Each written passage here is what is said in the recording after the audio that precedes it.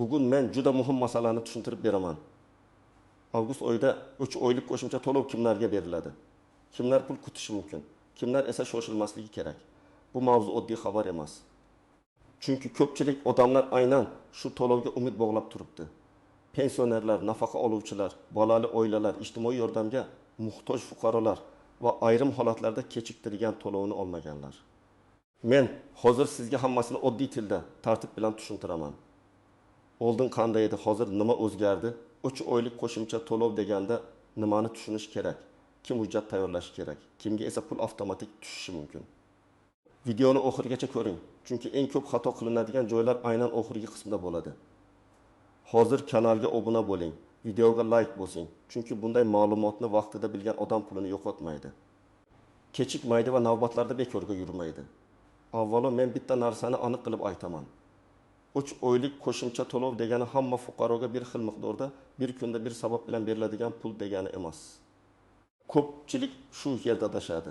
Internetda avgustda hammaga 3 oylik pul berilar ekan, pensionerlarga 3 oylik qo'shimcha tushar ekan, bolali oilalar birdaniga katta pul olarkan degan gaplar tarqaladi.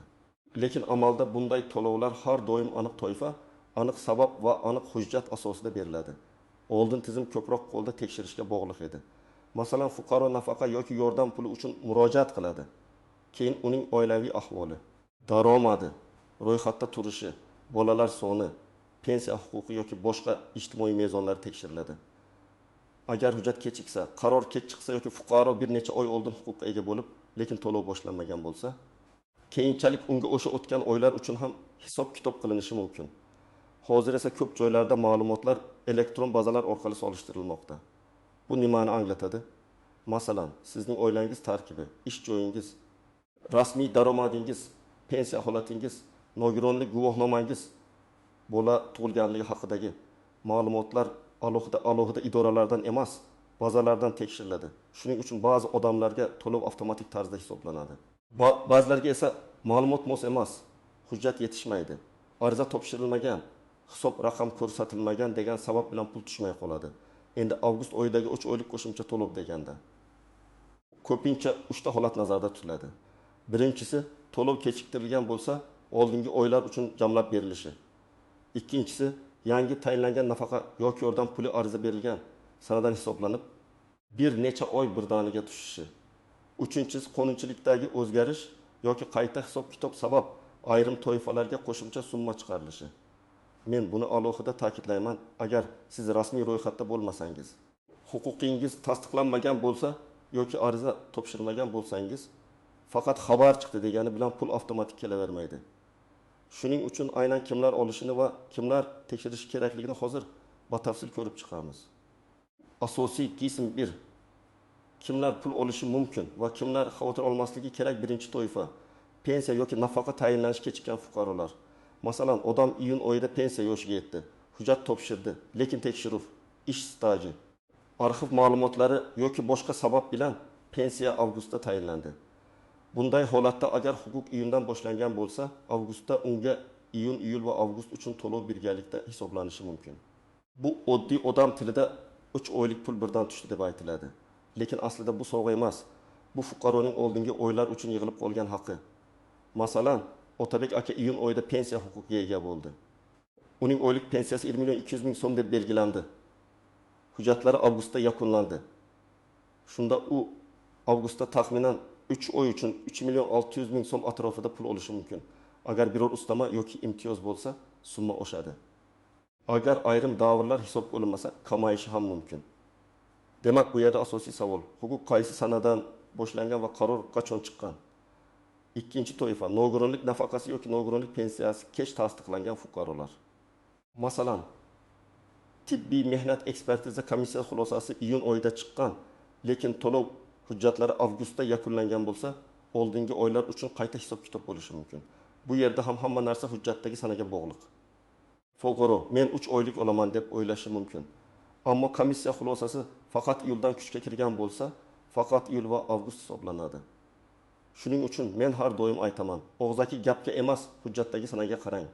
Uchinchi toifa, bolali oilalar uchun nafaqa yoki moddiy yordam tayinlangan oilalar.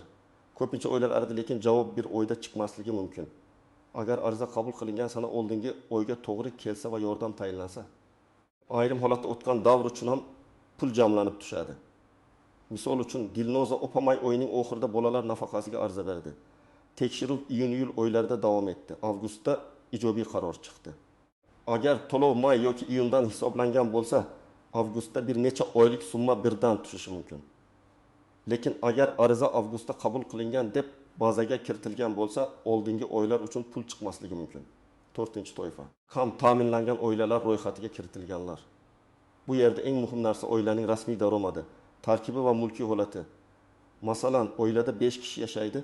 Otaning daromadi rasmiy 2 million so'm, ona ishlamaydi. 30 nafar voyaga yetmagan bola bor. Bunday oila mezonlariga mos kelsa, yordam puli tayinlanishi mumkin. Ammo agar otaning nomida qo'shimcha avtomobil, ijaraga berilgan uy, katta miqdorda rasmiy daromad yoki boshqa manba aniqlansa, rad javobi chiqishi mumkin. Shuning uchun qo'shnim oldi, men ham olaman degan mantiq to'g'ri emas. Har bir oilaning ma'lumotlari alohida tekshiriladi. 5-toifa qayta hisob-kitob qilinadigan pensionerlar. Ba'zan pensiyaga qo'shimcha ish staji qo'shiladi. Ilgari hisobga olinmagan davr tasdiqlanadi yoki hujjat arxidan topiladi. Shunda pensiya miqdori o'sishi mumkin va farq oldingi oylar uchun ham hisoblab beriladi. Masalan, Zaynab opa pensiyasini 1 million 400 ming so'm olib yurgan. Keyin 5 yillik ish staji tasdiqlandi va pensiya 1 million 600 ming so'mga oshdi. Farq 200 ming so'm. Agar bu farq 3 oy uchun hisoblanadigan bo'lsa, u 700 ming so'm qo'shimcha olishi mumkin. Bu ham 3 oylik qo'shimcha deb tushuniladi. Kimlar xavotir olmasligi kerak? Agar siz doim pensiya yoki nafaqangizni vaqtida olib kelayotgan bo'lsangiz, hujjatlaringizda o'zgarish bo'lmasa, yangi ariza topshirmagan bo'lsangiz va sizga rasmiy xabar kelmagan bo'lsa, menga ham albatta 3 oylik tushishi kerak deb o'ylamang. Siz o'z holatingizni tekshirishingiz mumkin, lekin keraksiz vahima qilish shart emas. Eng xavfli narsa noto'g'ri ma'lumotga ishonib, begona odamlarga pasport ma'lumotini, karta raqamini, SMS kodini berish. Endi eng muhim nozik joylarga o'tamiz. Birinchi nozik jihat. 3 oylik to'lov har doim ham to'liq 3 oy bo'lmasligi mumkin. Agar sizning huquqingiz oyning o'rtasidan boshlangan bo'lsa, birinchi oy to'liq hisoblanmasligi ehtimoli bor. Masalan, huquq 20 iyundan boshlangan bo'lsa, iyun uchun to'lov to'liq emas, belgilangan tartibga qarab qisman hisoblanishi mumkin. Shuning uchun odamlar nega 3 million kutgandim, 2 million 600 ming tushdi deb hayron bo'ladi. Sababi hisob-kitob kunlar bo'yicha yoki belgilangan davr bo'yicha qilingan bo'lishi mumkin. Ikkinchi nozik jihat, ariza sanasi bilan qaror sanasi bir xil emas. Siz hujjatni iyunda topshirgan bo'lishingiz mumkin. Lekin tizimga ariza iyulda kiritilgan bo'lishi mumkin. Yoki siz maslahat olgansiz, lekin rasmiy ariza topshirmagansiz. Ko'pchilik men borganman-ku deydi. Lekin borganingizni tasdiqlovchi ariza raqami, qabul qilingan sana yoki elektron bildirishnoma bo'lmasa, keyin isbotlash qiyin bo'ladi. Men har doim tavsiya qilaman, har bir murojaatdan keyin ariza raqamini oling, SMS yoki qog'oz tasdiqni saqlang. 3-nozik jihat. Karta yoki bank hisob raqami muammosi. Pul hisoblangan bo'lishi mumkin, lekin karta yopilgan, muddati tugagan, bank rekviziti noto'g'ri kiritilgan yoki hisob bloklangan bo'lsa, pul tushmay qoladi. Odam esa menga bermadi deb o'ylaydi. Aslida to'lov tizimda bor, faqat bank tomonidan muammo bor. Ayniqsa pensionerlar va nafaqa oluvchilar kartasining amal qilish muddatini tekshirib turish kerak. Agar karta muddati tugagan bo'lsa, oldindan yangilang. 4-nozik jihat. Oilaviy tarkibdagi xatolik. Masalan, bola boshqa manzilda ro'yxatda turibdi, ota-onadan biri boshqa viloyatda ro'yxatda, nikoh yoki ajrim ma'lumoti bazada yangilanmagan, vafot etgan oila a'zosi hali tarkibda ko'rinib turibdi. Bunday holatda tizim noto'g'ri xulosa chiqarishi mumkin. Masalan, oilaning jon boshiga daromadi noto'g'ri hisoblanadi yoki yordam rad etiladi. Shuning uchun bolali oilalar, ayniqsa yashash manzili, ro'yxat, tug'ilganlik guvohnomasi, nikoh va ajrim ma'lumotlarini tekshirish kerak. 5-nozik jihat, rasmiy daromad. Ko'pchilik men hozir ishlamayapman deydi. Lekin bazada eski ish joyidan daromad ko'rinib turadi yoki yakka tartibdagi tadbirkorlik faoliyati yopilmagan bo'ladi. Yana bir misol, odam mavsumiy ishlagan, lekin daromad oxirgi oylar hisobiga kirib qolgan. Natijada oilaning daromadi mezondan oshib ketadi. Bu holatda to'lov rad etilishi mumkin. Agar sizning daromadingiz haqidagi ma'lumot noto'g'ri bo'lsa, uni tuzatish kerak. Shunchaki men aslida olmayapman deyish yetarli emas. 6-nozik jihat qarzdorlik yoki undirish masalalari. Ayrim hollarda fuqaroning bank hisobiga pul tushishi bilan avvalgi qarzdorlik, aliment, ijro hujjati yoki kredit bo'yicha yechib olinishi mumkin. Bu ham odamlar orasida ko'p tushunmovchilik keltiradi. Davlat pul bermadi deyishadi. Aslida pul tushgan, lekin hisobdan ushlab qolingan bo'ladi. Buni bankdan ko'chirma olib tekshirish kerak. Agar ijtimoiy to'lov qonunidan ushlab qolinmasligi kerak bo'lgan toifa bo'lsa, ijro organi yoki bankka yozma murojaat qilish lozim. 7-nozik jihat. Firibgarlar. Avgustda qo'shimcha to'lovlar haqida gap ko'payganda, firibgarlar ham faollashadi. Ular 3 oylik pulingizni chiqarib beraman, kartangizga to'lov tushirish uchun SMS kodini ayting. Arizani tezlashtirib beraman deb odamlarni aldashi mumkin. Men qat'iy ogohlantiraman. Hech kimga SMS kod bermang, karta PIN kodini aytmang. Pasport rasmini begona Telegram akkauntlarga yubormang. Rasmiy to'lov olish uchun hech kim sizdan oldindan komissiya so'ramasligi kerak. Agar kimdir avval yo'l ming tashlang, keyin 3 oylik pulingiz chiqadi desa, bu katta ehtimol bilan firibgarlik. Endi eng kerakli qism, siz nima qilishingiz kerak? Men buni bosqichma-bosqich tushuntiraman.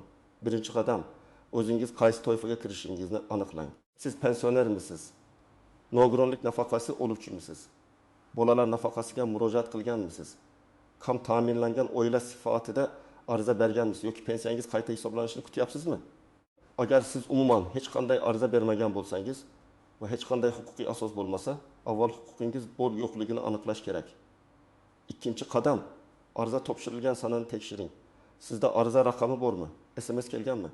Davlat xizmatlari markazi orqali topshirgan bo'lsangiz, kvitansiya bormi? Mahalla orqali topshirgan bo'lsangiz, qabul qilinganini tasdiqlovchi ma'lumot bormi? Elektron portal orqali yuborgan bo'lsangiz, shaxsiy kabinetingizda holat ko'rinadimi? Agar ariza sanasi aniq bo'lsa, 3 oylik to'lov masalasini ham aniqroq so'rashingiz mumkin. 3-qadam, hujjatlarni tayyorlang. Odatda kerak bo'lishi mumkin bo'lgan hujjatlar: pasport yoki ID karta, JSH shir, bolalarning tug'ilganlik guvohnomalari, nikoh yoki ajrim haqidagi hujjat, nogironlik bo'yicha xulosa, pensiya hujjatlari, bank karta yoki hisob raqami, yashash manzili bo'yicha ma'lumot, daromadni tasdiqlovchi hujjatlar. Har bir holatda ro'yxat farq qiladi. Shuning uchun men bitta maslahat beraman. Hujjatning asl nusxasini ham olib boring. Elektron ko'rinishini telefonda saqlab qo'ying. 4-qadam. Bank kartangizni tekshiring. Karta faolmi? Muddat o'tmaganmi? SMS xabarnoma ulanganmi? Hisob bo'lanmaganmi? Agar pul tushmaganini bilmoqchi bo'lsangiz, faqat SMS ga qarab qolmang. Ba'zan SMS kelmaydi, lekin pul tushgan bo'ladi. Bank ilovasidan ko'ring yoki bankdan ko'chirma oling. 5-qadam, rasmiy joyga yozma murojaat qiling. Agar siz menga 3 oylik to'lov chiqishi kerak edi, lekin tushmadi deb hisoblasangiz, og'zaki shikoyat bilan cheklanib qolmang. Yozma murojaatda quyidagilarni ko'rsating: ism, familiyangiz, yashash manzilingiz, telefon raqamingiz, qaysi to'lov bo'yicha murojaat qilayotganingiz, ariza topshirilgan sana, qaror chiqqan sana, necha oy uchun to'lovni so'rayotganingiz va bank hisobingizga pul tushmaganini yozing. Murojaatni Davlat xizmatlari markazi, tegishli ijtimoiy himoya organi, pensiya jamg'armasi bo'limi yoki rasmiy elektron portal orqali yuborish mumkin. 6-qadam, rad javobi bo'lsa sababini talab qiling. Sizga chiqmaydi degan gap yetarli emas. Nima uchun chiqmaydi? Daromad oshib ketganmi? Hujjat yetishmayaptimi? Oilaviy tarkib noto'g'rimi? Ariza muddati o'tganmi? Bank rekvizit xatomi? Sababini bilmasdan muammoni hal qilib bo'lmaydi. Agar sabab hujjat yetishmasligi bo'lsa, hujjatni topshirasiz. Agar ma'lumot bazada noto'g'ri bo'lsa, uni tuzatasiz. Agar qaror bilan rozi bo'lmasangiz, yuqori turuvchi tashkilotga murojaat qilasiz. 7-qadam, muddatlarni o'tkazib yubormang. Ba'zi to'lovlar murojaat qilingan sanadan boshlab hisoblanadi.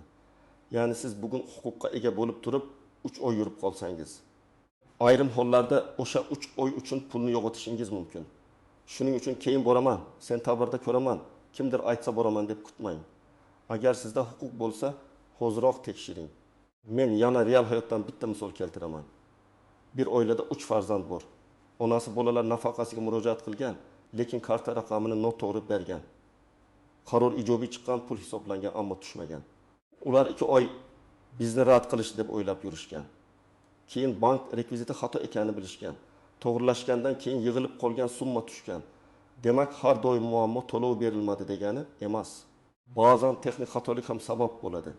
Yana bir misol, pensioner ish stajini arxivdan topib, pensiyasini qayta hisoblatdi. U menga 3 oylik emas, 13 oylik farq berilishi kerak deb o'yladi. Lekin tartib bo'yicha qayta hisoblash ariza berilgan sanadan yoki belgilangan muddatdan hisoblandi.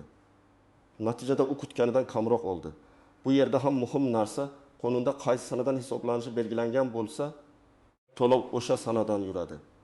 Demak, avgust oyida 3 oylik qo'shimcha to'lovni asosan huquqi oldingi oylarda paydo bo'lgan, lekin to'lovi kech tayinlangan yoki qayta hisob-kitob qilingan fuqarolar olishi mumkin. Bu pensionerlar, nogironlik nafaqasi oluvchilar, bolali oilalar, kam ta'minlangan oilalar va hujjati kech tasdiqlangan ayrim fuqarolarga tegishli bo'lishi mumkin. Lekin hamma uchun bir xil qoida yo'q. Ariza sanasi, qaror sanasi, hujjatlar, bank rekviziti va rasmiy ma'lumotlar hal qiluvchi ahamiyatga ega. Mening sizga eng asosiy maslahatim, mish-mishlarga emas, hujjatga qarang. Ariza raqamini oling, to'lov sanasini tekshiring, bank kartangizni nazorat qiling. Rad javobi bo'lsa, sababini yozma talab qiling. Shunda siz haqingiz bor pulni vaqtida olasiz va firibgarlarga aldanmaysiz. Agar siz yoki yaqinlaringiz avgust oyida 3 oylik qo'shimcha to'lov kutayotgan bo'lsa, kommentariyada yozing. Qaysi to'lov bo'yicha kutyapsiz? Pensiyami, bolalar nafaqasini, nogironlik to'lovimi yoki qayta hisob-kitobmi? Men keyingi videolarda eng ko'p uchraydigan savollarni alohida tushuntirib beraman. Videoga like bosing, kanalga obuna bo'ling va bu ma'lumotni yaqinlaringizga yuboring. Chunki bitta to'g'ri ma'lumot kimningdir 3 oylik pulini saqlab qolishi mumkin.